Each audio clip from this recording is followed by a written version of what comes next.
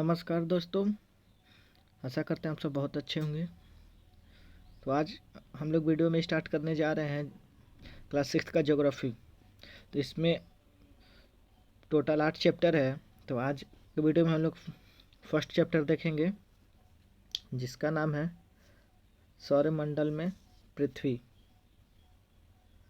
तो बेसिकली इसमें पढ़ना है सोलर सिस्टम के बारे में। तो चलिए शुरू करते हैं। तो यहाँ जो ये सब आप देख रहे हैं इसको और नीचे में हम लोग और जूम करके देखेंगे। बेसिकली इसमें सोलर सिस्टम के बारे में ही पढ़ना है। तो सूर्यास्त के बाद आकाश को देखना कितना अच्छा लगता है। तो जब सूर्यास्त होता है तो सूर्य को देखना कितना अच्छा लगता है। जब सूर्य अस्त होता है या फिर उदय होता है इसका, या राइज होता है या फिर डूबता है, तो जो सूर्य है वो एक समान दिखता है। तो एक समान दिखता है और वो हमारे मन को पूरा अच्छी तरीके से मनमोह कर लेता है। आसमान में पहले एक या दो चमकते बिंदु ही दिखते हैं। जब सूर्य डूबता है तब धीरे धीरे अंधेरा होने लगता है और आसमान में चमकीला चमकीला बिंदु दिखाई देने लगता है। और जैसे जैसे रात बढ़ते जाती है वैसे वैसे चमकते बिंदुओं की संख्या बढ़ती जाती है। और जो वह चमकते बिंदुओं की संख्या बढ़ती जाती है उसका हम लोग गिनती नहीं कर सकते हैं। तो पूरे के पूरे आकाश में कुछ चमकीले होते हैं और कुछ धुंधले होते हैं। कुछ ट्विंकल ट्विंकल होते हैं और कुछ ब्लर होते हैं। ऐसा लगता है जैसे मानो पूरा आकाश में हीरे जल रहे हों या डायमंड जल रहे हों। इनमें से कुछ टिमटिमाते प्रतीत होते हैं, लेकिन अगर आप उनको ध्यान से देखेंगे तो आपको दिखेगा। अब पास से तो उसको देख नहीं सकते, ध्यान से देखिएगा तब उसमें लगेगा कि जो टिमटिमाहट है एक समान नहीं है। जितने सारे भी बिंदु हैं, तो बेसिकली यहाँ ये बिंदु किसको इंगित कर रहा है? वो स्टार को इंगित कर रहा है, जो तारा है उसको इंगित कर रहा है। तो जो बहुत सारे जो तारे हैं वो एक समान नहीं रहेंगे। कुछ टिमटिमाएंगे तो कुछ धुंधले से रहेंगे और कुछ तो चंद्रमा के समान ही चमकते हैं।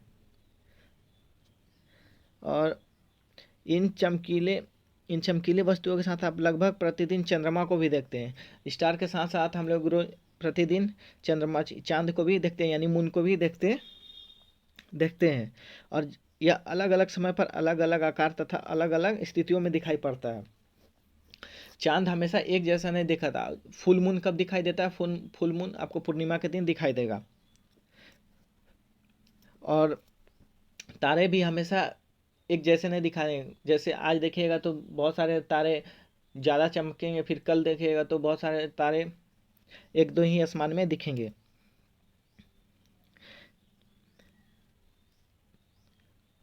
आप पूर्ण मतलब फुल मून को लगभग महीने में एक ही बार देख सकते हैं। और वो कब देख सकते हैं आप? या चंद्रमा वाली रात या पूर्णिमा वाली रात, यानी फुल मून नाइट को देख सकते हैं आप।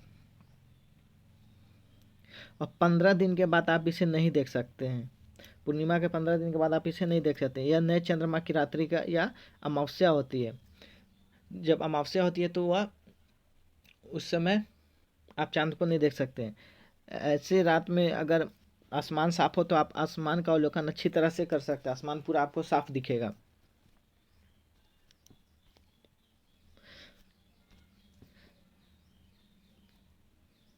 दिन के समय चंद्रमा और सब छोटी चमकीली वस्तुओं को हम लोग क्यों नहीं देख पाते हैं? तो ऐसा इसलिए होता है क्योंकि जो सूर्य के अत्यधिक लाइट के कारण रात के समय ही हम इन सब स्टार को देख सकते हैं और दिन में नहीं देख सकते, क्योंकि जो सन है उसका लाइट बहुत ज़्यादा होने के कारण हम दिन में तारे को नहीं देख सकते हैं। सूर्य, चंद्रमा तथा सभी वस्तुएं जो रात के समय आसमान में जो चमकती है उसको खगोलीय पिंड कहते हैं।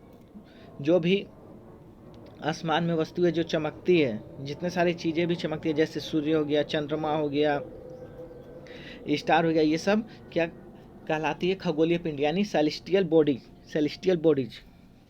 कुछ खगोलीय पिंड बड़े आकार वाले तथा गर्म होते हैं, जैसे सूर्य और चंद्रमा। जैसे सूर्य बहुत ही गर्म है, गर्म वाला खगोलीय पिंड है। ये गैसों से बने होते हैं। जो सूर्य है उसमें बेसिकली उसमें गैस है, गैस से भरा हुआ है, और वो इतना ज़्यादा हीट प्रोड्यूस करता है कि उतना दूर होने के बावजूद हम यहाँ पृथ्वी पर रहते हैं तो उसका हीट को महसूस करते हैं, और कितना ज़्यादा गर्मी लगता है।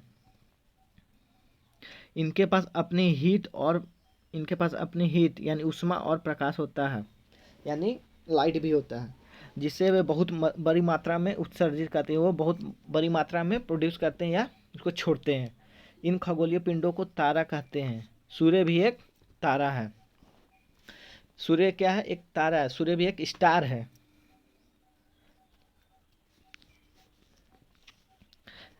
रात के समय चमकते हुए अनगिनत तारे सूर्य के समान ही लगते हैं। तो ये जितने सारे आसमान में स्टार दिखते हैं वो भी एक तारा ही है। और ये इनकी हम लोग हीट और लाइट को तो थोड़ा सा महसूस कर मतलब दिखता है, लेकिन इसके हीट को हम लोग महसूस नहीं कर पाते हैं, क्योंकि ये हमसे बहुत दूर है। और सूर्य का हम लोग इसलिए महसूस कर लेते हैं क्योंकि पृथ्वी से यह काफ़ी नज़दीक है, लेकिन हमसे बहुत अधिक दूर होने के कारण हम लोग उनकी ऊष्मा या प्रकाश को महसूस नहीं करते हैं। यानी देखिए यहाँ पे यह बोल रहा है, तथा वे अत्यंत छोटे दिखाई पड़ते हैं। जो स्टार है वो बहुत ही छोटे दिखाई देते हैं सूर्य के समान।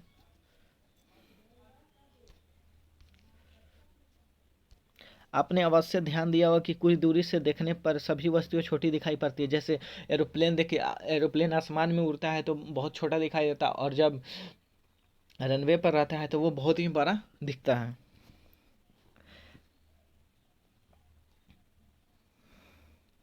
और रात्रि में आसमान की ओर देखते समय आप तारों के विभिन्न समूहों द्वारा बनाई गई विविध आकृतियों को देख सकते हैं। ये नक्षत्र मंडल कहलाते हैं। जैसे आप यहाँ पे देख रहे हैं, ये ऐसे करके ऐसे बनाया हुआ। तो ये क्या है?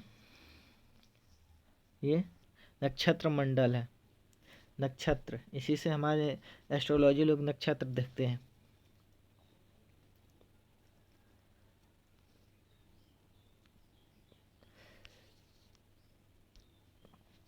तो जो अर्सा मेजर और बिग बियर भी इसी का एक प्रकार है, नक्षत्र मंडल का ही एक प्रकार है, जिसे हम बहुत आसानी से पहचान सकते हैं।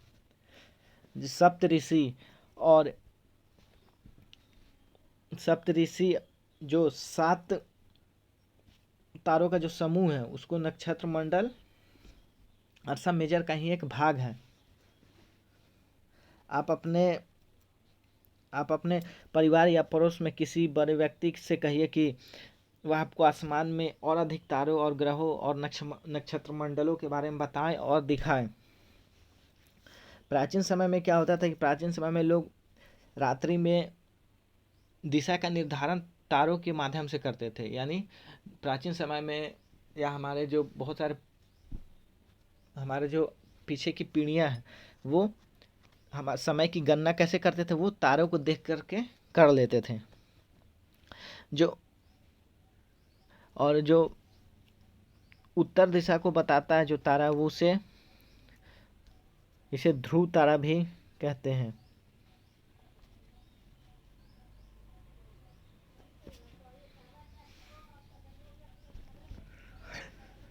अब देखिए ग्रह किसे कहते हैं। तो वे तारे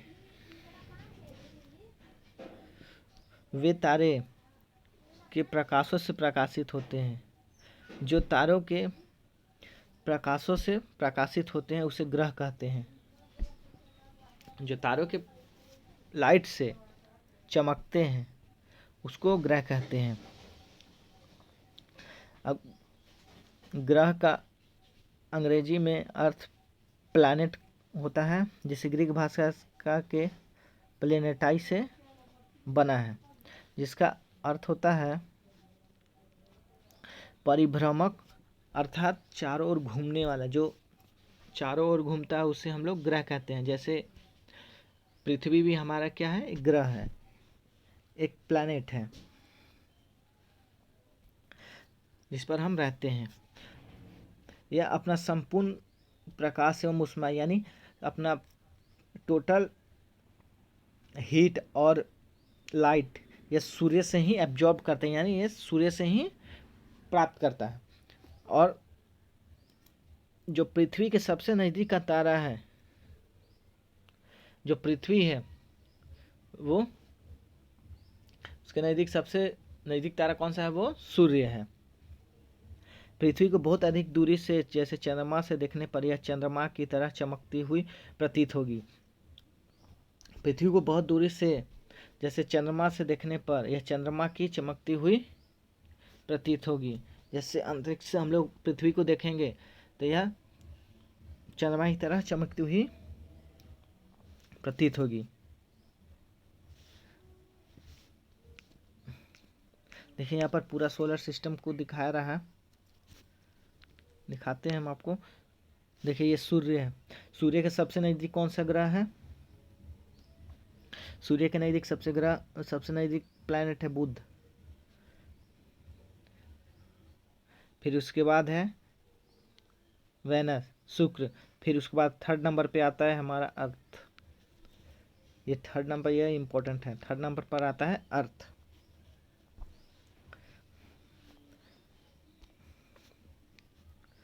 फिर उसके बाद आता है उसके बाद मार्स,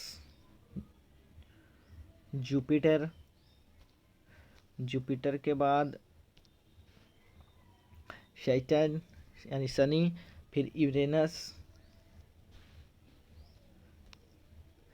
फिर लास्ट में आता है नेपच्यून। और जो प्लूटो था उसको तो हटा दिया गया।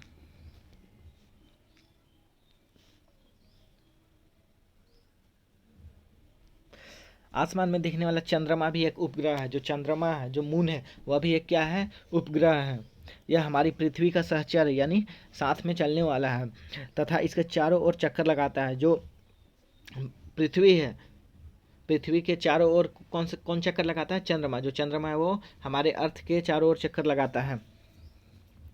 और हमारी पृथ्वी के समान 7 अन्य ग्रह हैं जो सूर्य से प्रकाश एवं ऊष्मा प्राप्त करते हैं। जितने भी हमारे सोलर सिस्टम है वो सारे के सारे सूर्य के चारों ओर घूमते हैं। जैसे अभी हमने बताया मार्स, वेनस, अर्थ, जुपिटर, यूरेनस, मरकरी, नेपच्यून, ये सब क्या करते हैं, ये सूर्य के चारों ओर चक्कर लगाते हैं अपनी अपनी ऑर्बिट पर, यानी अपनी अपनी कक्ष पर। और ये जितने भी प्लैनेट हैं वो सूर्य से ही अपनी हीट और लाइट को लेते हैं। और किसी किसी के पास तो अपना अपना चंद्रमा भी है। जो सौरमंडल है, देखिए सौरमंडल पढ़ते हैं हम लोग, तो सौरमंडल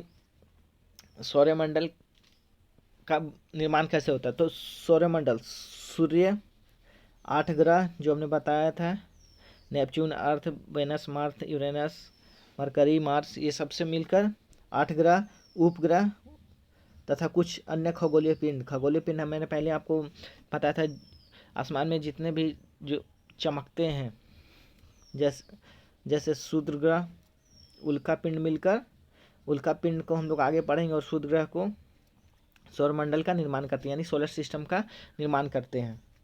कौन कौन सा, सूर्य, 8 ग्रह, उपग्रह तथा कुछ अन्य खगोलीय पिंड मिलकर सोलर सिस्टम का निर्माण करते हैं, और उसे हम परिवार का नाम दे देते हैं।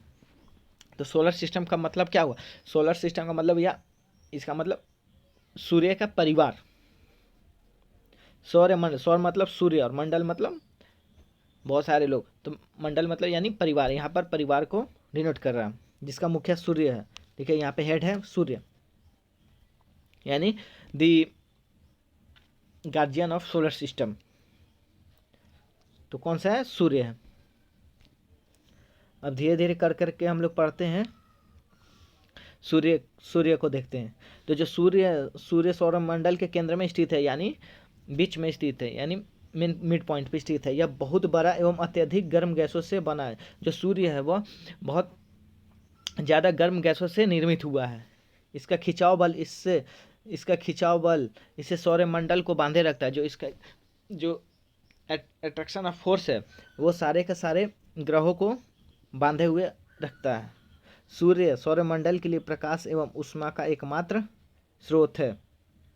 जो सूर्य है वो सौरमंडल के लिए ओनली लाइट एंड हीट का सोर्स है, लेकिन हम इसकी अत्यधिक तेज ऊष्मा को महसूस नहीं करते हैं, क्योंकि सबसे नज़दीक का तारा होने के बावजूद यह हमसे बहुत दूर है। सूर्य पृथ्वी से लगभग 15 करोड़ किलोमीटर दूर है। 15 करोड़। जो सूर्य है वह पृथ्वी से लगभग 15 करोड़ किलोमीटर दूर है।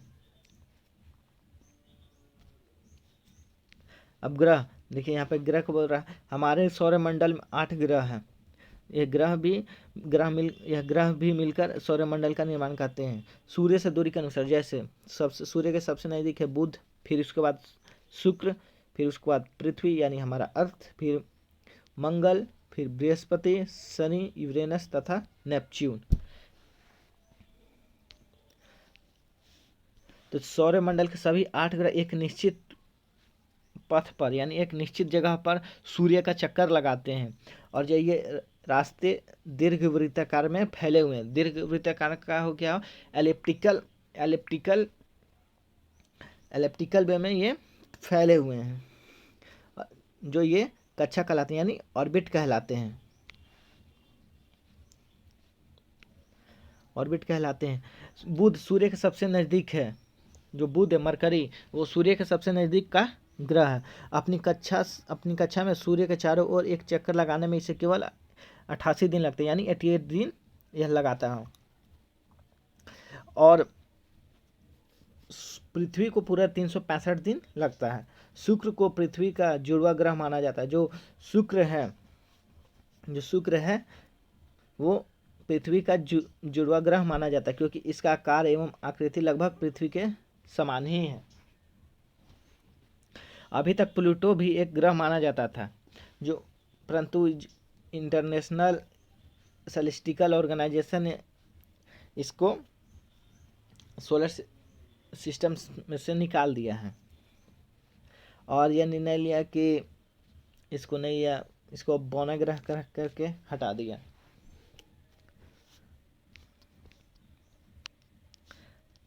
अब पृथ्वी को पाते हैं। पृथ्वी जो है वो सूर्य से दूरी के हिसाब से पृथ्वी तीसरा ग्रह है। जो पृथ्वी है वह सूर्य की दूरी से तीसरा ग्रह है।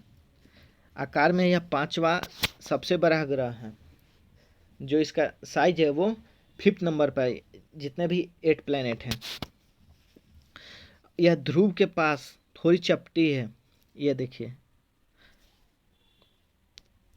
यह जो है ये दिखाई दे रहा है यहाँ पे। ये देखिए, यह ध्रुव के पास थोड़ी सी चपटी है यहाँ पे।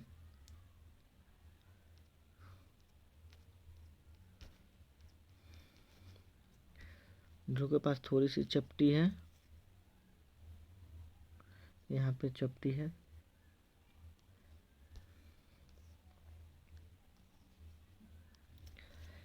चपटी होने के कारण इसे भूभाग कहा जाता है, जो पृथ्वी के आकार होता है, जो पृथ्वी के समान का आकार होता है। जीवन के लिए जो पृथ्वी है इसी पर केवल जीवन जीने आप जी सकते हैं, नहीं तो और कहीं अभी तक पता नहीं चल पाया है। और पानी भी है तो वो बहुत खराब पानी है। केवल पृथ्वी पर ही जिया जा सकता है, और ना तो यहाँ पृथ्वी पर ना ज़्यादा गर्म है और ना ही ज़्यादा ठंडा। यह पानी एवं वायु दोनों उपस्थित है, जो हमारे जीवन के लिए अति आवश्यक है। वायु में जीवन के लिए आवश्यक गैस जैसे ऑक्सीजन मौजूद है। इन्हीं कारणों से पृथ्वी सौरमंडल का सबसे अद्भुत ग्रह है। यूनिक ग्रह है इसीलिए क्योंकि यहाँ पर हवा भी है, पानी भी है। इसीलिए अंतरिक्ष से देखने पर पृथ्वी नीले रंग का दिखाई पड़ता है। जब हम अंतरिक्ष से देखेंगे पृथ्वी को नीचे तो यह नीले रंग का दिखाई पड़ता है, क्योंकि इसके 2/3 सतह पर पानी से ढका हुआ है या 2/3 पानी से भरा हुआ, इसलिए इसे नीला ग्रह भी कहा जाता है। अब चंद्रमा को देखते हैं। तो जो चंद्रमा है वह हमारी पृथ्वी के पास केवल एक उपग्रह है। चंद्रमा क्या एक उपग्रह है। इसका डायमीटर पृथ्वी के व्यास का केवल 1/4 है। इसका जो डायमीटर है यानी व्यास है वो पृथ्वी के 1/4 है। यह इतना बड़ा इसलिए प्रतीत होता है क्योंकि यह हमारे ग्रह से या अन्य खगोलीय पिंडों से सबसे अधिक नज़दीक है। यह हमसे लगभग 3,84,400 किलोमीटर ही दूर है। अब आप पृथ्वी से सूर्य एवं चंद्रमा की दूरियों की तुलना कर सकते हो। तो जो पृथ्वी से सूर्य एवं चंद्रमा की दूरी है वह 150 मिलियन किलोमीटर है। इतना 150 मिलियन। अब थोड़ा सा यहाँ पे देख लेते हैं जो चंद्रमा उपग्रह, तो उपग्रह किसको कहा जाता है। तो उपग्रह एक खगोलीय पिंड है। खगोलीय पिंड है जो ग्रहों को के चारों ओर उसी प्रकार चक्कर लगाता है जिस प्रकार ग्रह सूर्य के चारों ओर, जैसे हमारे जितने भी 8 प्लैनेट है वो सूर्य के चक्कर लगाते हैं तो वो ग्रह कहलाते हैं। और जो ग्रहों के चारों ओर चक्कर लगाते हैं वो उपग्रह कहलाते हैं। जैसे चंद्रमा एक उपग्रह है, वो पृथ्वी के चारों ओर चक्कर लगाता है। और जो सूर्य है उसके चारों ओर ग्रह चक्कर लगाते हैं, जैसे पृथ्वी, यूरेनस, नेपच्यून, मार्स, मरकरी, ये सब।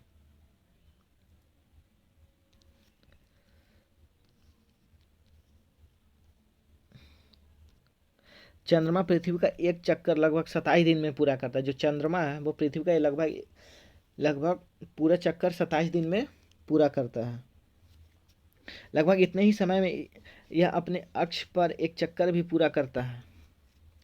इसके परिणाम स्वरूप पृथ्वी से हमें चंद्रमा का केवल एक ही भाग दिखाई पड़ता है। चंद्रमा की परिस्थितियां जीवन के लिए अनुकूल नहीं है। इस पे जीवन जीने का कोई सोर्स ही नहीं है। इसकी सतह पर पर्वत यानी पहाड़, मैदान एवं गड्ढे हैं जो चंद्रमा की सतह पर छाया बनाते हैं। पूर्णिमा के दिन इस चंद्रमा पर गड्ढे या इसके पर्वतों की परछाइयों को देखा जा सकता है ये फुल मून नाइट के दिन।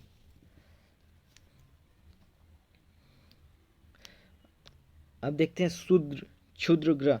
तो जो क्षुद्र ग्रह वो तारों एवं ग्रहों एवं उपग्रहों के अतिरिक्त असंख्य छोटे पिंड भी सूर्य के चारों ओर चक्कर लगाते हैं। जो क्षुद्र ग्रह होते हैं वह ग्रहों के चारों ओर चक्कर लगाते हैं। जो क्षुद्र ग्रह होते हैं वह ग्रह के ही भाग होते हैं, यानी उसी के पार्ट्स होते हैं जो कि बहुत लाखों वर्षों साल पहले वो उस विस्फोट के कारण वह ग्रहों से टूटकर अलग हो गए थे और वह ग्रहों के चारों ओर चक्कर लगाते हैं। अब उल्का पिंड देखते हैं।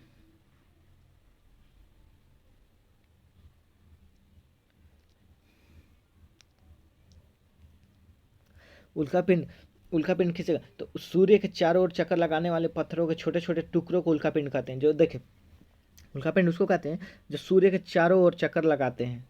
चक्कर लगाने वाले पत्थर के छोटे छोटे टुकड़ों, जो पत्थर के छोटे छोटे के जो टुकड़े रहते हैं वो जो सूर्य के चारों ओर चक्कर लगाते हैं उसे उल्का पिंड कहा जाता है। उल्का पिंड कभी कभी ये उल्का पिंड पृथ्वी के इतने नज़दीक आ जाते हैं कि लगता है कि पृथ्वी पर ही ये गिर जाएंगे, लेकिन यह गिर नहीं पाते हैं। जो उतना ऊपर से गिरते हैं तो जो एयर का प्रेशर रहता है उससे उसमें फिक्सन होकर या घर्षण होकर वह उसका हीट इतना बढ़ जाता है कि वह जल जाते हैं। मगर कभी कभी यह जल नहीं पाता और पृथ्वी पर गिरता है तो पृथ्वी पर बहुत बड़े से गड्ढे हो जाते हैं।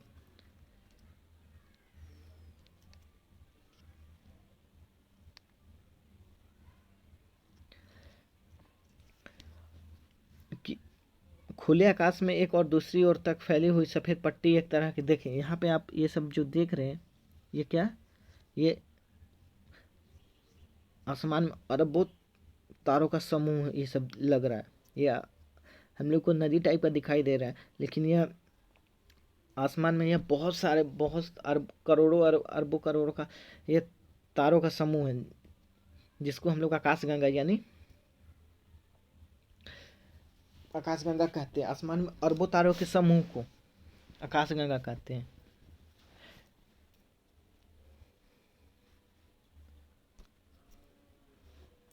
तो हम लोग कौन सा आकाशगंगा में रहते हैं? तो हम लोग आकाशगंगा मिल्की वे में रहते हैं।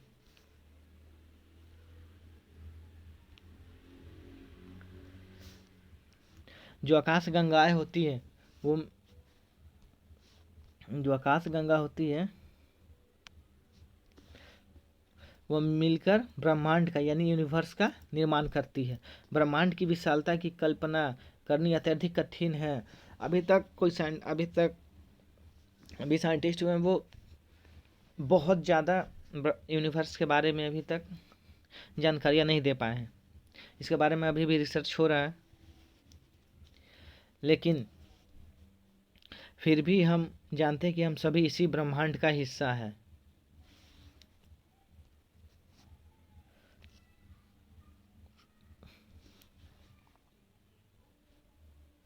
क्या ब्रह्मांड के साथ अपना संबंध बता सकते हैं? जैसे देखिए यहाँ पर हमारे और यूनिवर्स का रिलेशन को बताया। जैसे पहले हम पे कहाँ रहते हैं? हम पृथ्वी में रहते हैं। पृथ्वी कहाँ है? सोलर सिस्टम में। सोलर सिस्टम कहाँ है? आकाशगंगा में। और आकाशगंगा कहाँ है? ब्रह्मांड में। लाखों करोड़ों आकाशगंगा के समूह के मिलने से ब्रह्मांड बनता है। और